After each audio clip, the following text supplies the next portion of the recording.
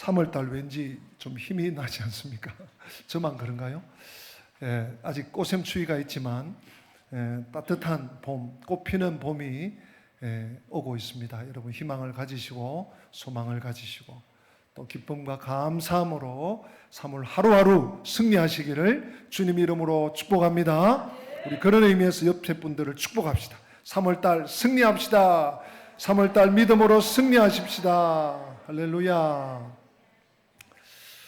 우리는 지난 주일 하나님 앞에 서 있는 대제사장 여호수아를 대적하여서 참소하는 사탄을 책망하시고 마치 불에서 꺼낸 거슬린 나무 같은 여호수아의 더러운 옷을 벗겨주시고 새 옷을 입혀주시고 정결한 관을 씌워주시는 모습을 우리가 보았습니다.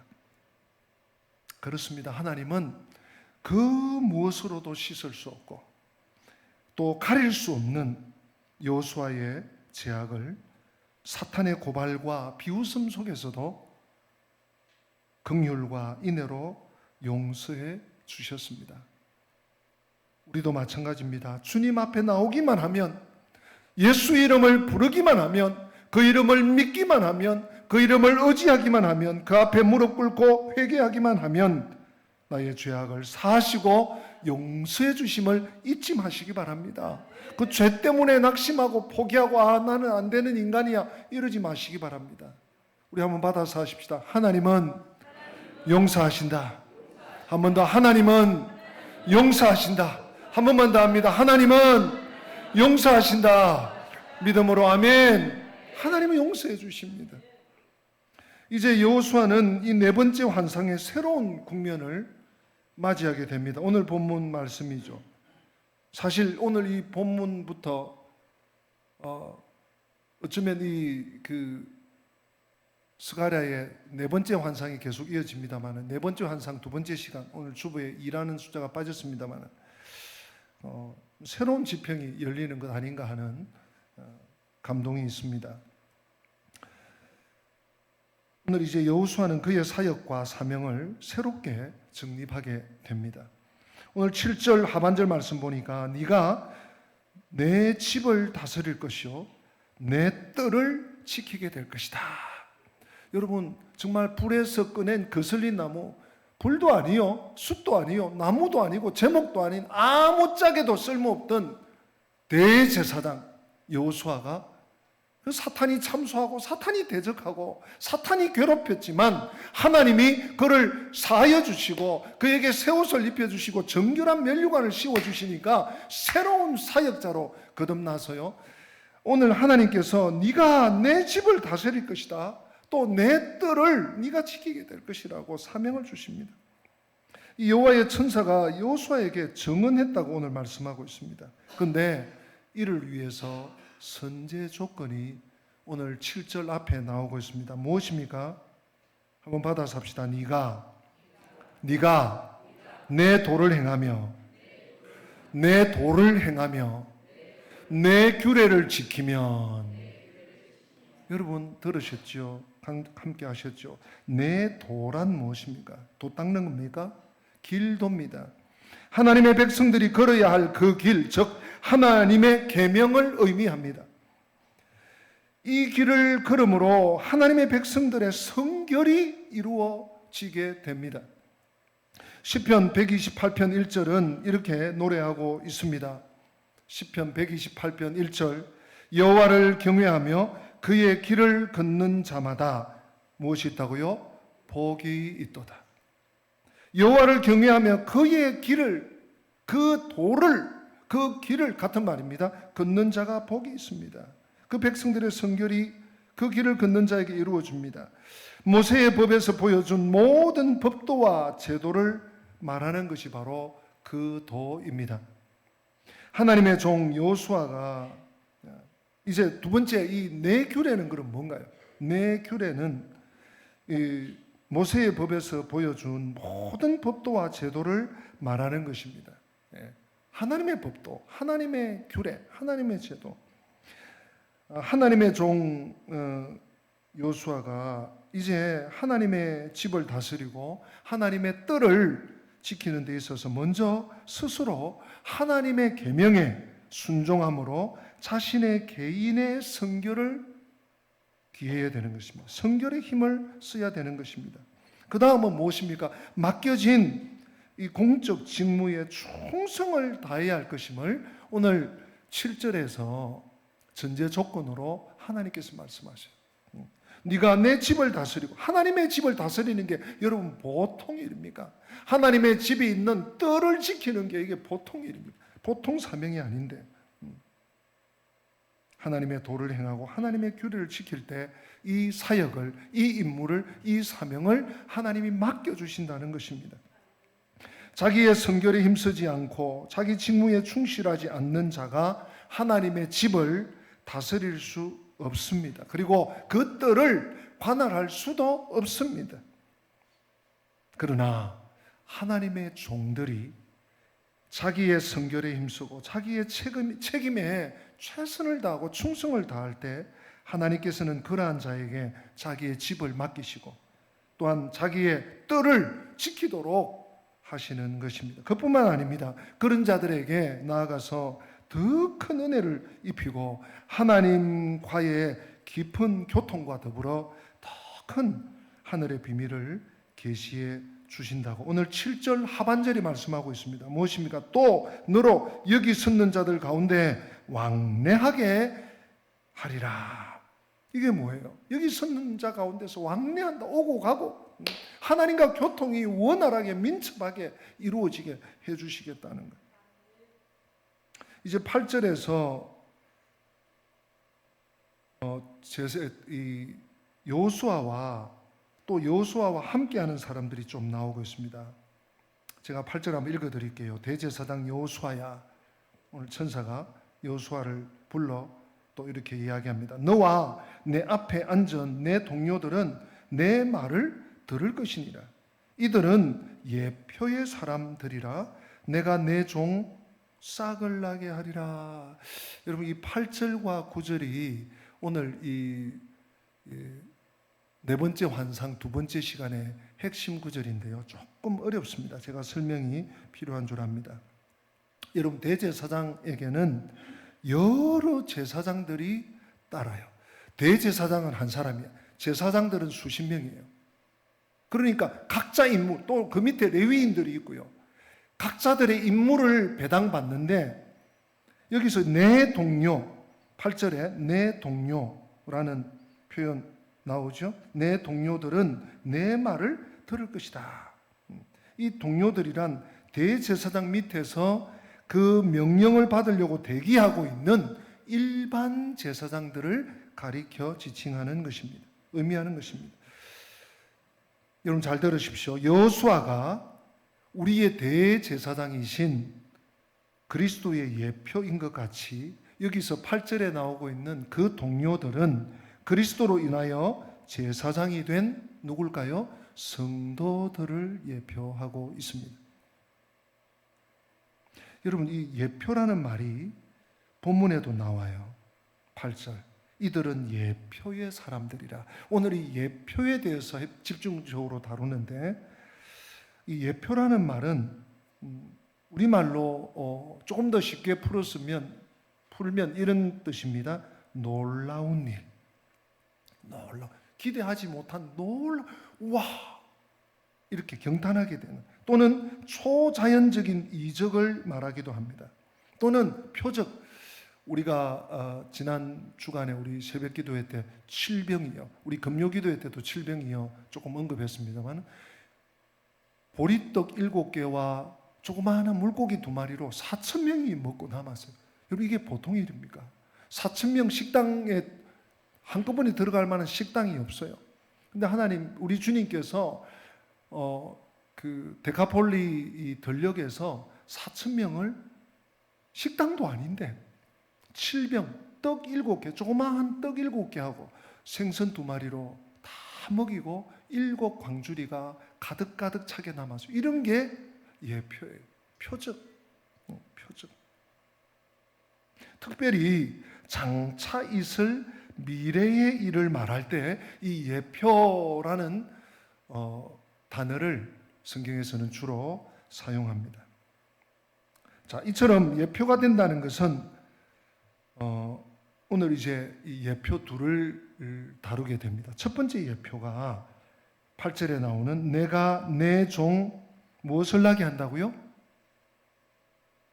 8절 내가 내 종 무엇을? 싹을 나게 한다.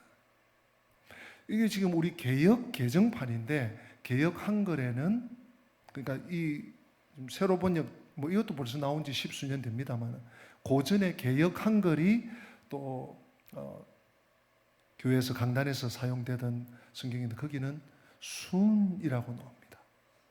순이라고 해도 싹이고 싹이라고 해도 순입니다. 이게 교차가 됩니다. 제가 혹시 오늘 설명할 때 순이라고 해도 여러분들이 싹으로 이해하시면, 싹 아시죠? 이제 봄철이 다가오면서 우리 교회 화단에도 싹이 올라와요. 푸릇푸릇한 게 올라와요. 초원에도 싹이 올라와요. 이 싹을 말하는 것입니다.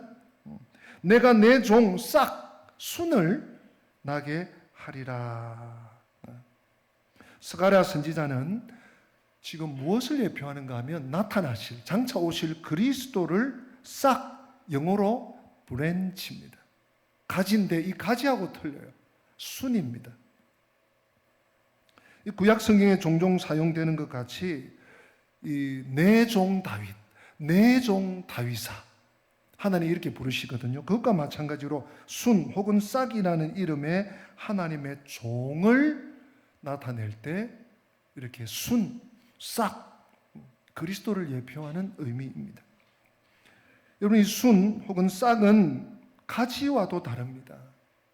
이 싹은 땅에서 솟아난 것입니다. 아직 땅에 붙어 있는 연약한 존재입니다. 여러분 싹, 아이고 이제 싹 나네. 아이 싹수가 노랗다. 이런 표현을 쓰잖아요. 싹이 나오는 건 아직 완성이 아니에요. 이제 파릇파릇 올라와. 지금 싹을 기다리는 싹이 하나 있습니다. 우리 그 교회 그 화단에 할미꽃이 지금 올라와야 되거든요. 할미꽃 싹이 지금 안 보여요. 누가 패갔나 지금. 히아신스가 벌써 올라와야 되는데 히아신스는 지금 없어졌고 할미꽃이 지금 안 올라오고 있어서 지금 궁금해하면서 좀 기다리고 있습니다. 근데 이 싹은 완성이 아니에요. 이제 막 올라오는 겁니다. 연약한 존재입니다. 이사야 53장 2절에 이사야의 예언처럼 그는 주 앞에 자라나기를 연한 순 같고, 순이 뭐라고요? 싹입니다. 싹 같고 마른 땅에서 나온 뿌리 같아서 고운 모양도 없고 풍채도 없은즉 우리가 보기에 흠모할 만한 아름다운 것이 없도다. 여기서 이사야가 우리 번역에 마른 땅에서 나온 뿌리 같다 그랬는데 본래는 줄기입니다. 싹입니다. 순입니다. 이 모습, 바로 이 모습이 싹, 순의 모습입니다. 이것은 여러분 잘 들어보십시오. 이사야 11장 1절에 예언한 대로 장차 그리스도께서 이새의 줄기에서 자란 다윗의 가지로서 힘차게 뻗어나가서 그 입의 막대기로 세상을 치고 입술의 기운으로 악인을 멸하고 마침내 영원한 그리스도의 나라를 세우실 그러한 만왕의 모습입니까? 아니에요. 싹, 순, 줄기 이건요 굉장히 연약해요. 초라해요. 초라하기까지 해요. 힘도 없어요. 오히려 우리를 위해서 죽으실 대제사장의 모습을 보여주시는 이 예표가, 이 이미지가 바로 싹, 순이라는 이름입니다. 여러분 그러나 이 싹은, 순은 싹으로 끝나는 것이 아닙니다. 마침내 많은 열매를 맺는 가지가 장차 될 것입니다. 사실은 그뿐만 아니라 드디어는 돌이 되어서 모든 원수를 멸하고 그 나라를 영원히 세워 가실 것입니다. 오늘 9절에는 그런 의미에서 이 돌의 예표가 나옵니다. 우리 9절은 다 같이 한번 읽어보는 게 좋겠습니다. 9절 같이 읽습니다. 만군의 여호와가 말하노라 내가 너 여호수아 앞에 세운 돌을 보라. 한 돌에 7 눈이 있느니라. 내가 거기에 새길 것을 새기며 이 땅의 죄악을 하루에 제거하리라. 아멘. 여러분 좀 어렵습니다. 왜냐하면 환상이에요. 환상. 지금 스가랴도 똑똑한 어떤 물체를 본 것이 아니에요. 하나님께서 환상 중에 보여주신 거예요. 그래서 싹이 보이고 이번에는 돌이 보여. 돌이 보이면서 돌이 어떻게 된다 하는 것을 말씀하는데, 오늘 제가 설교하는 가장 중요한 부분이 이 돌입니다. 싹도 중요하지만 우린 돌 이상을 만납니다. 오실 메시아로 인하여서 어떻게 사탄의 왕국이 완전히 무너지고 그리스도의 나라가 설 것을 보여주는 것이 바로 이 돌 이상입니다. 다니엘의 기록에도 다니엘서 2장 35절에 보면 우상을 친 돌은 태산을 이루어 온 세계에 가득하였다, 이런 표현을 쓰고 있습니다. 여러분, 성경에 돌이 나올 때 이제 좀 유의하면서 관심을 가지면서 보실 필요가 있겠습니다. 그러므로 이 돌은 그리스도를 상징하는 것입니다. 제가 다니엘서를 강의할 때 이 돌 얘기를 많이 하진 않았어요. 그러나 그것이 그리스도를 예표한다는 말씀을 여러 차례 드린 적이 있습니다. 기억 잘 안 나시겠지만 이 돌은 그리스도를 상징하는 것입니다.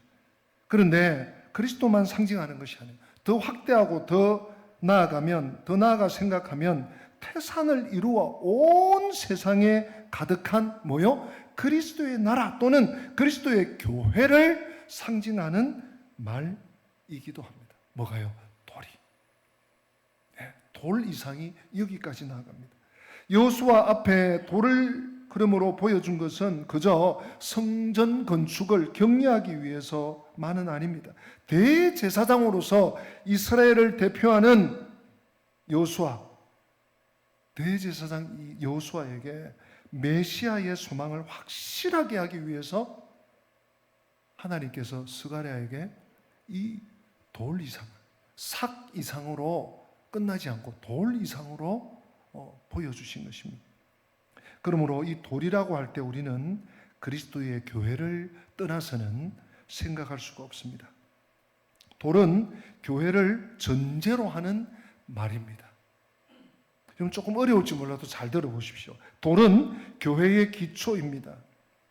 에베소서 2장 20절과 22절에 보면 바울은 말하기를 예수께서는 친히 모퉁이 돌이 되셨다. 모퉁이 돌이다. 그리스도 예수께서 친히 모퉁이 돌이 되셨다라고 했습니다. 신약의 교회는 돌 위에 세워진 그러므로 건물입니다. 또 그 건물은 에베소서 2장 22절처럼 성령 안에서 계속 지어져 간대요. 성령 안에서, 그리스도 예수 안에서 계속 함께 지어져 간다.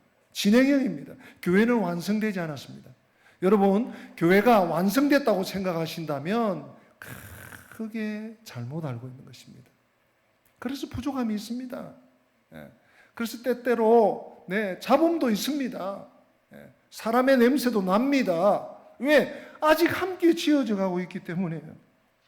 그러므로 이 돌은 그리스도를 상징하는 것이지만 그것은 마침내 이 땅에 가득해질 그리스도의 교회 또는 그리스도의 나라, 하나님의 나라를 상징하기도 합니다.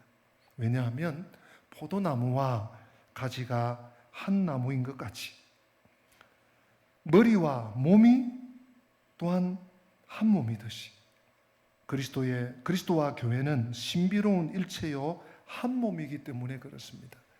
그래서 돌이 그리스도를 상징한다면 또 이 돌은 우리 성도들 교회, 그리스도의 교회를 상징한다고 우리는 마땅히 이해할 수 있는 것입니다. 그런데 오늘 본문에 보니까요, 보라, 한 돌에 눈이 몇 개가 있다고요? 7개가 있대요. 이 상상이 잘 안 되는 메시지가 이 환상이기 때문에 주어지고 있습니다. 그런데 여러분, 7눈이라는 것이 성경 곳곳에 기록되어 있습니다. 이사야에도 나오고 요한계시록에도 나오고 제가 소개해 드릴 텐데요. 이 7이라는 숫자는 히브리적 개념으로는 완전을 의미하는 것입니다. 또는 충만을 의미하는 것입니다. 예. 일곱 눈이다 그러면 우리는 빨리 7, 1인가 숫자, 야, 우리는 2개인데 안경까지 포함해서 4개인데 7개면 도대체 어디 붙은 거야? 이마박에 붙었나? 옆에 붙었나? 뒤통수에 붙었나? 이런 생각을 하는데 성경은 완전하다는 거예요. 충만하다는 의미가 더 큽니다. 스가랴 4장 10절에 이 7은 온 세상에 두루 다니는 뭐라고요? 여호와의 눈이래요. 이 7눈이 온 세상을 감찰하고 관할하고 살피고 아시는 여호와의 눈이라는 거예요. 여러분, 온 세상을 두루 살피니까 나도 살피시는 거예요. 네. 저 못된 악한 사람도 살피시는 거예요. 하나님이 하신다는 얘기예요. 또 사도 요한도 요한계시록 5장 6절에 같이 읽어볼까요? 7의 눈은 온 땅에 보내심을 입은 하나님의 7영이다. 7영. 7영 성령. 7 성령. 이 7눈은 온 땅에 보내심을 입은 하나님의 성령을 가리키는 거예요. 그렇다면 그 돌은 지금도 살아계신 소위 리빙 스톤, 그 위에 세워진 교회를 7눈으로 살피시면서 지키시는 돌이 바로 7눈이 있는 이 한 돌인 것이죠. 오늘 이 음부의 권세가 그것을 흔들지 못하고, 교회를 흔들지 못하고, 우습게 여기고 비웃고 또 해를 끼칠 수는 있지만 흔들지 못합니다. 또 이 땅에 충만하게 되기까지 모든 원수를 쳐서 멸하고 이길 것입니다. 성도 여러분, 그리스도를 돌이라고 했지만 그것은 그저 버려진 돌이 아닙니다. 아름답게 다듬고 새겨진 모퉁이 돌이라는 표현이 성경 곳곳에 나오고 있습니다. 아담을 사실 성경은 버린 돌이라 했습니다. 아담을 버린 돌이라 한다면 그리스도는 다시 택한 돌입니다. 아담은 죄와 허물로 죽었다면 여호와의 종 제2아담 예수 그리스도는 그 성품에 죄와 허물이 없습니다. 하나도 없습니다. 온유하고 겸손한 그 마음, 죽기까지 순종하는 그 모습, 아담의 후손으로서 그처럼 다듬어진 인품이 어디에 있겠습니까? 그러한 주님께서는 오히려 모든 족속들의 죄를 대신 지시고 죽으셨습니다. 대신해서 죽으셨습니다. 그리하여 그의 손과 발에는 못자국이 새겨지고 그의 옆구리에는 창자국이 새겨졌습니다. 여러분 보세요. 오늘 9절, 만군의 여호와가 말하노라, 내가 너 여호수 앞에 세운 돌을 보라. 한 돌에 7눈이 있느니라. 네가 거기에 뭐 한다고요? 새길 것을 새기겠대요. 못자국을 새기고 두 손에, 두 발에, 옆구리에 창자국이 새겨졌습니다. 예수님의 머리에는 이 가시에 자국이 새겨졌습니다. 이처럼 새겨질 것은 하나도 남김없이 다 새겨진 것이 바로 그리스도이십니다. 그는 버린 돌이 아닙니다. 다듬은 돌이요 새겨진 돌입니다. 건축자들이 버린 그 돌이 아니라 모퉁이에 머릿돌이 되었다고 하신 시편 118편 22절의 예언이 그대로 이루어진 것입니다. 그는 진실로 새겨질 대로 새겨진 보배롭고 요긴한 모퉁이 돌이십니다. 이사야 28장 16절에 이사야의 예언같이, 그래서 그를 믿는 자는 다급하게 되지 않을 것이다, 폭망하게 되지 않을 것이라는 뜻입니다. 또 베드로 사도의 표현처럼 베드로전서 2장 6절에 그를 믿는 자는 어떻게 해요? 부끄러움을 당하지 않을 것이라고 했습니다. 왜요? 왜 예수님이 돌이신데, 예수님이 반석 돌이신데, 새겨진 돌이신데 우리가 성도가 부끄러움을 당하지 않습니까? 그가 이 땅의 죄를 하루에 지하리라 하셨기 때문에요. 여러분 오늘 9절 마지막 부분에 이 땅의 죄악을 하루에 제거하리라. 여러분 이 땅의 죄, 뭐 한두 사람, 죄수, 한 감방에 있는 그 죄수들 죄, 내가 산다, 땅땅땅, 대통령 특사다, 3.1절 특사다, 8.15 특사다, 땅땅땅, 이 정도가 아니에요. 이 땅의 모든 죄악을 얼마만 해요? 하루에. 이건 굉장한 비밀스러운 표지입니다. 무슨 뜻입니까? 무슨 말입니까? 여기 하루란 말은 구약에서 욤 키푸르, 바로 그날 대속죄날, 대속죄일의 예표로 되어 있는 골고다의 그날입니다. 십자가에 죽으신 그날을 바로 이 하루라고 표현한 것입니다. 얼마나 성경이 정교합니까?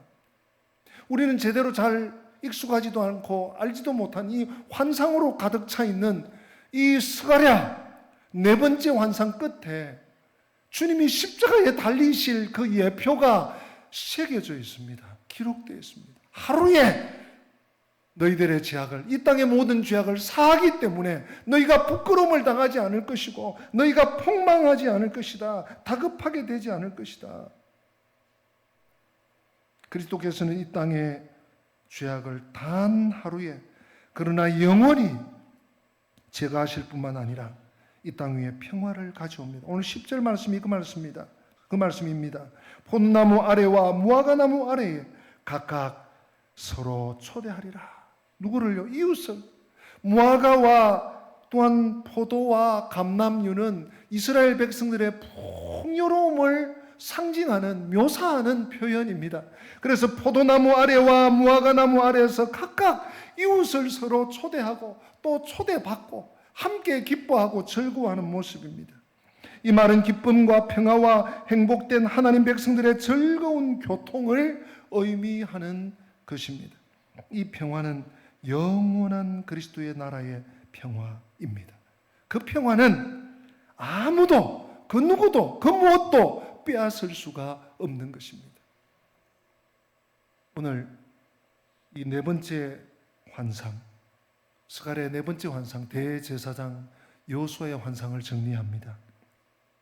더러운 옷을 입고 여호와 앞에 서서 사탄의 참소를 받고 있던 대제사장 여호수아의 그 더러운 옷을 벗기고 영화로운 옷을 입히는 것으로 시작되었던 이 네 번째 이상은 마침내 우리의 대제사장 되신 여호와께서 하루에 이 땅의 죄악을 제거하시고 영화로운 평화의 나라를 영원히 성취하시는 그날의 모습을 가르쳐 주는 것으로 끝나고 있습니다.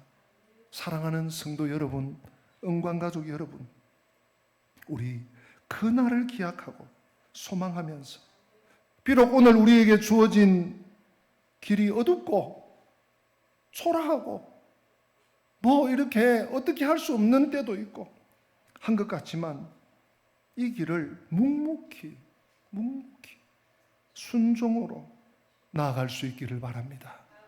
비록 우리에게 주어진 상황이 녹록하지가 않습니다. 짙은 안개가 우리 앞에 끼어 있어도 수군거리지 말고 주절거리지 말고 주의 뜻을 받들어서 그 길을 밝혀갈 수 있기를 바랍니다. 하나님은 스가랴 시대에도 지금도 순종의 사람을 통해서 일하십니다.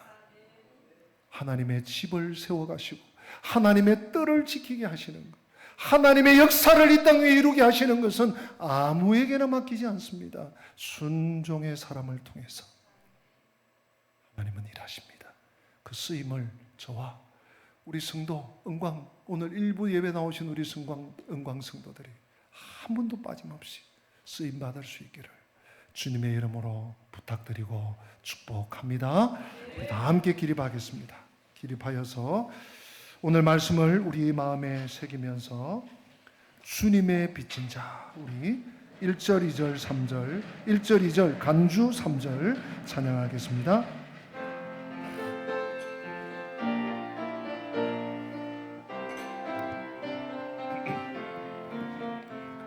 죄악에 썩은 내 육신을 주님이 쓰시려 했네.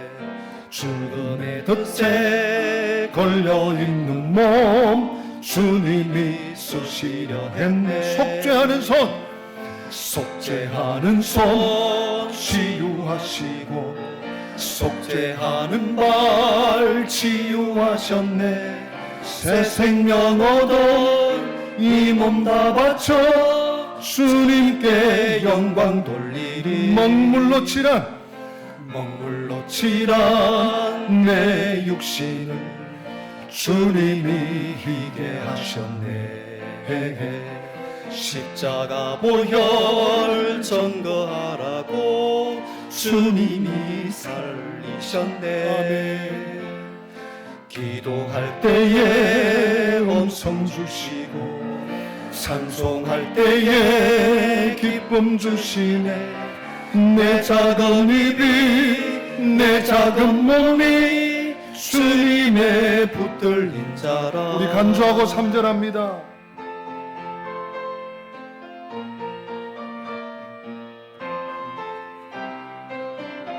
평생 갚아도 평생 갚아도 빚진 자 되어 주님의 빚진 자 되어 주님 가신 길 주님 가신 길 택하였건만 눈물만 쏟으시네.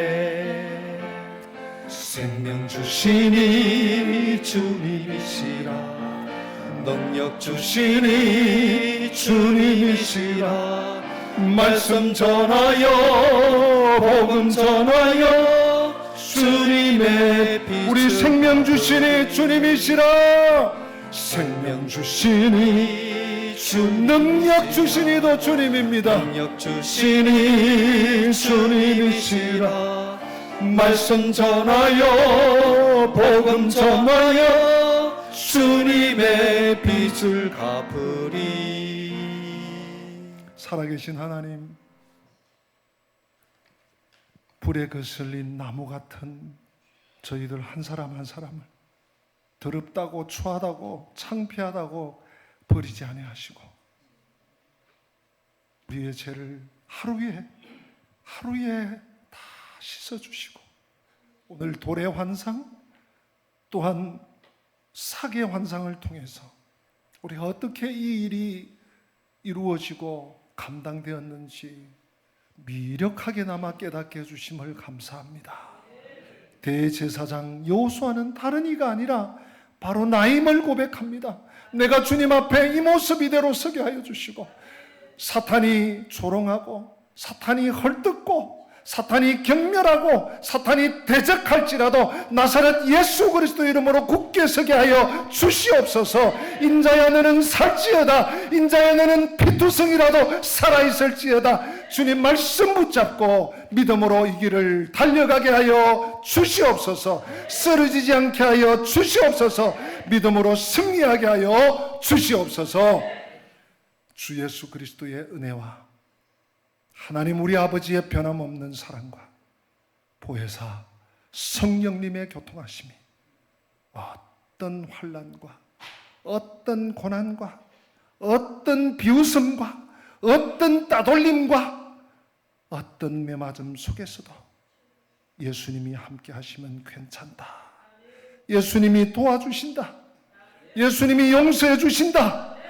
예수님이 함께 하신다는 믿음으로 나아가기 원하는 주의 백성들 머리머리 위에 저들의 삶의 여정 위에 지금부터 영원토록 함께 계실지어다.